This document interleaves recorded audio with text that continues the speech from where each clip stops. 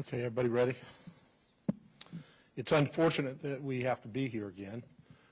Today our community is devastated again following a tragedy that took, unfortunately, the lives of 2 individuals and forever changed the lives of many others. And our collective thoughts and supports are with the families of the victims and also with those who were injured.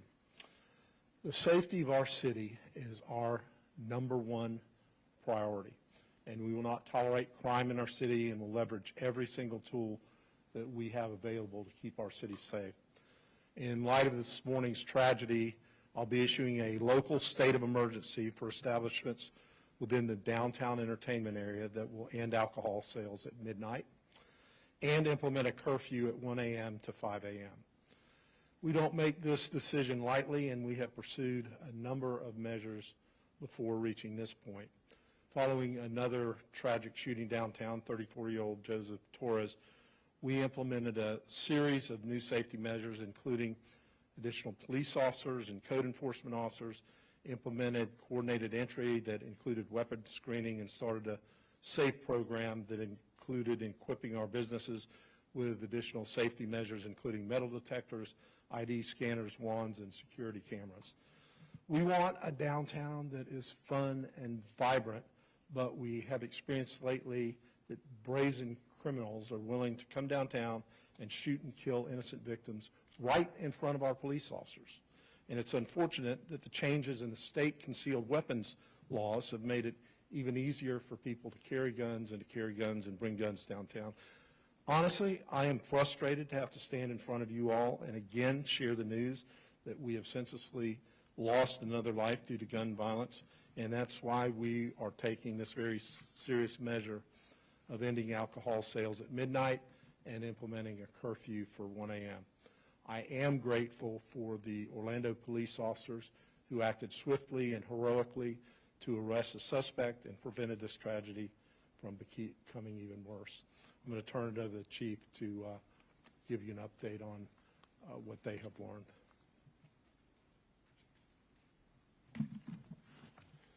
Good afternoon. I'm going to provide an update on this morning's shooting. 17-year-old Jalen Dwayne Edgar has been charged with 2 counts of first-degree murder with a firearm and 6 counts of attempted first-degree murder with a firearm. The 9 victims range from 18 to 39 years old with various injuries. 2 victims were shot in the leg, 1 victim was shot in the foot, 1 victim was shot in the hand, 1 victim was grazed by a bullet to the head, 1 victim sustained a gunshot wound to the upper back, 1 victim was trampled as the crowd dispersed, and as previously reported, 2 victims are deceased. In the last 6 months, the Orlando Police Department's proactive efforts have resulted in seizure of 151 crime guns in downtown Orlando and 309 guns over the past year. This morning's shooting marks the 18th and 19th homicide of 2024. At this time last year, there have been 34 homicides. In response to last night's shooting and to prevent retaliations, we are increasing the downtown detail this weekend. Thank you, and we'll now take questions. No, we don't have that right now. It's still part of our investigation.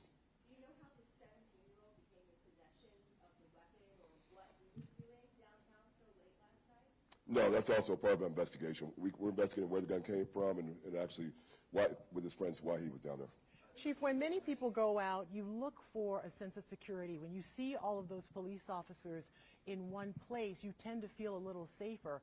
What do you say to this blatant disregard? Because the 17-year-old was within feet of officers and their vehicles.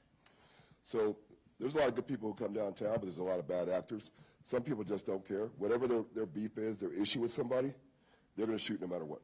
They're going to walk by the officers. In this one, we were able to basically follow his path and see him walk by more than 10 officers, paid them no attention, obviously saw them because he walked right next to them, but still went and did what he was going to do. So what do these measures do if someone is intent on carrying out something like that? So our job is to try and prevent it. We're going to have a lot of officers there. We do a lot of proactive work, like our TAC units, our bike units, they're riding the parking garages, they're talking to people about their cars, we're doing traffic stops. We're very proactive. And one thing I will say, the last major shooting was probably 2 years ago.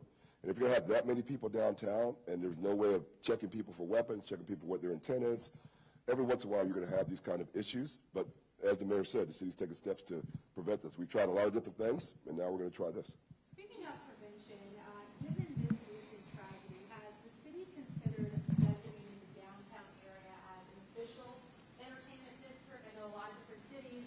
have been very successful with using entertainment district zoning to implement security measures, and I'm curious if this is something. That's the measures that I just spoke about that we've been taking over the course of the last couple of years. One of the things that has made it more difficult for us is the change in the concealed weapon law.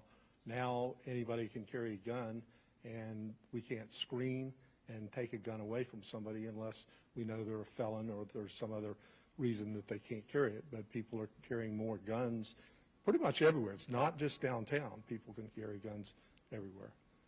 Mayor, what would you say that people would control if it were not for this state law? Hold on. Could you start over?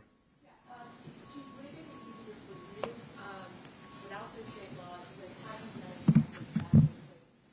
Can you talk about that? Also, we see a community in the number of guns confiscated since the law.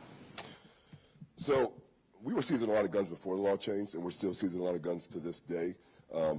I'd say there is a difference because when you do have any kind of deterrent, like we had the dogs and we had the wand and metal detectors, all those kind of things, of course that's a deterrent, and of course that's helpful to us. So yeah, I think it would be helpful to us, and it was helpful for us, but when things change and more people can carry guns, it makes it more dangerous for everyone.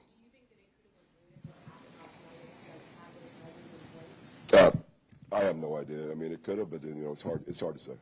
Mayor, what would you say to people who might be nervous to go downtown now, especially with all the efforts to make downtown more family friendly? So we're going to take new measures. We're taking them today. We're going to stop serving alcohol at midnight and have a curfew. Our number one goal, as I said at the very beginning of this press conference, is to have a safe downtown, a safe city, and a safe community. And I will say, to the chief's point, we don't know how many of these we've stopped over the course of some number of years. When the one happens, we're standing here today discussing it, but for all we know of the 100 and some odd guns that the chief's police officers have taken away, maybe that stopped 10 other random acts from happening because they were able to detect the bad guy and take the gun away from him.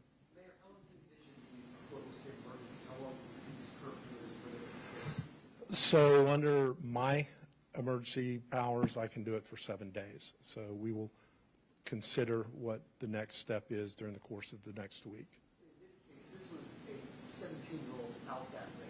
Your message to parents, I mean, someone that young, be out that car on Halloween, and would you consider maybe a longer-term, curfew? Well, any message to a parent would be don't let your children carry guns and go downtown. It's unfortunate, but we do know that from what the chief has told me, that his purpose was to be there and do what he did, whether it was a random individual or whether it was a known individual. He did not frequent any of the bars downtown. He came, walked from his car, and did what he did. So he was there to do that. But certainly, to any parent, do what a parent should do. Mayor, you talked about the businesses that would be impacted. Have you started reaching out to those who are directly as well as indirectly? This afternoon, all of the owners of businesses that would be impacted had the opportunity to be briefed on that. Chief, is this 17-year-old speaking with your officer, or is he cooperating? Can you give us any insight? No, he is not. We'll take one more question. Do you have any sense of, with the change of state law, is there something specifically in there, I guess, that is the training you were doing, or is it just simply you can legally carry a firearm? So you can legally carry a firearm unless you fall into a certain category, underage, convicted felons. That's how we still end up making, making arrests with drugs, something of that nature. But for most people, it allows them, without getting a concealed weapons permit, to carry a gun concealed. When people see that video of so many people gathered on Oregon Central, I hear of the roads that have walked around the downtown area. Did that allow people to gather so much in that one area? And you think that it's time to change the roadblocks around that spot? No, our crowds are so big right now, it'd be hard for us to think about doing anything different. I will say people are easily able to escape. We just put a car there, and usually on some nights there's some other vehicles there. But it's a car that if you saw the videos, people just ran around the car with there. And the good thing about the cars are police officers at the cars. So police officers standing near to cars so they can open up for a fire truck or something like that. So we're not putting any huge barricades, anything hard. And what you saw, and when I was here last week talking about it, that saved lives by the person who shot down Pine Street. He rammed our police car, People had time to get out of the way, then he rammed another police car, and people had time to stop what he was doing. So the cars keep people safe, because if you imagine, it could just be, maybe not even somebody who's trying to hurt people, but just a drunk person. They take a wrong turn, they gas down there, they're not paying attention, or they're drunk, they ram into 30, 40 people. We've seen it at other cities. So the vehicles serve a purpose to keep everyone who's walking around the street safe. How certain are you that that 17-year-old was alone in this? As far as being a shooter, Yes. yeah, we're confident. Thank you, everyone. If you have all questions, you have to reach out. Thank you.